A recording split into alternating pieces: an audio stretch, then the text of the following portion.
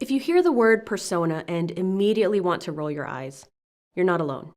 A lot of teams have been burned by bad personas. The fake name, the stock photo, the loves caramel lattes nonsense. If that's you, your team might be thinking about using a different framework, like archetypes, for communicating user needs. People tend to treat these as if they're totally different outputs from each other, when honestly, they're really not. They're just different ways of communicating the same research insights, patterns in behaviors, needs, and goals. Let's talk about them, starting with archetypes. The term archetype simply means a representative example. In UX, it's a broad category of users with shared behaviors and characteristics. For example, if we work on public transit apps, we might define archetypes like frequent commuter, infrequent commuter, and first-time rider. Each archetype represents a group and how their behaviors and goals may vary. Lots of teams like archetypes because they're fast to create, easy to explain, and they feel objective. A persona, on the other hand, is a fictional but realistic description of a target user that personifies one of those groups. Something that makes the user feel like a real human and not just a label. Here's how that sounds in practice. If we use archetypes, we might say, frequent commuters ride the same bus frequently and know the routes well. With personas, we might say, Fred, a frequent commuter, has worked at a bank in New York City for the past 10 years. He's up at 5 a.m. and takes the same bus every day and stands in the same spot each morning. He even knows some of the drivers by name. Both describe the same behavior. The first is a category. The second is a person. Why does that matter? Because design choices aren't just theoretical. They affect real people. If the transit agency changes a bus route, you could say, frequent commuters will be impacted. That fact is true, but abstract. You could also say, if we don't communicate this clearly, people like Fred will be late for work, and that has real consequences for him. That framing creates urgency and empathy and helps stakeholders understand why details like timing and messaging actually matter. So, why do some teams avoid personas? Because a lot of personas are garbage.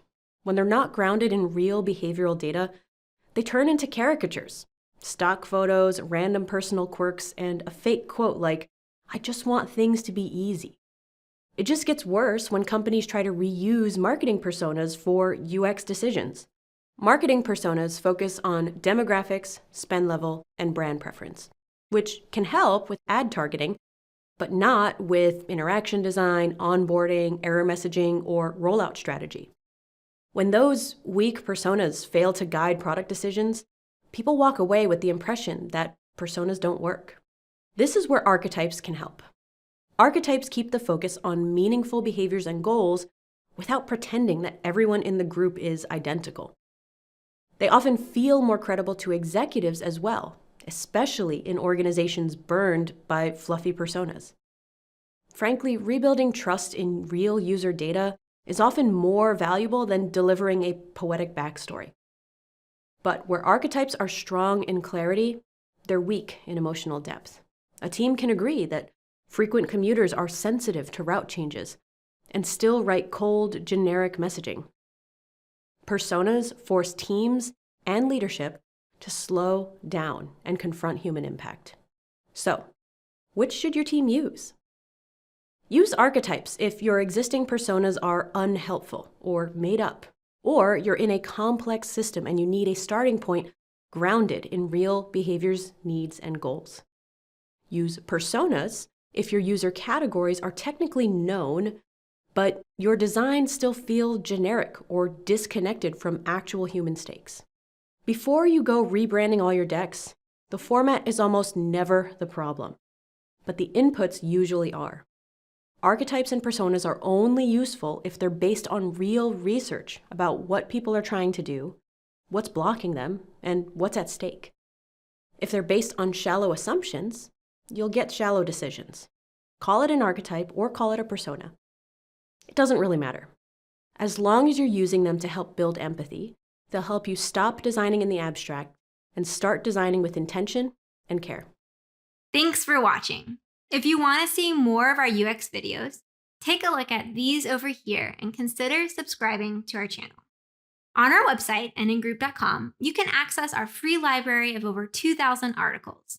You can also register for one of our UX courses that offer live hands-on UX training.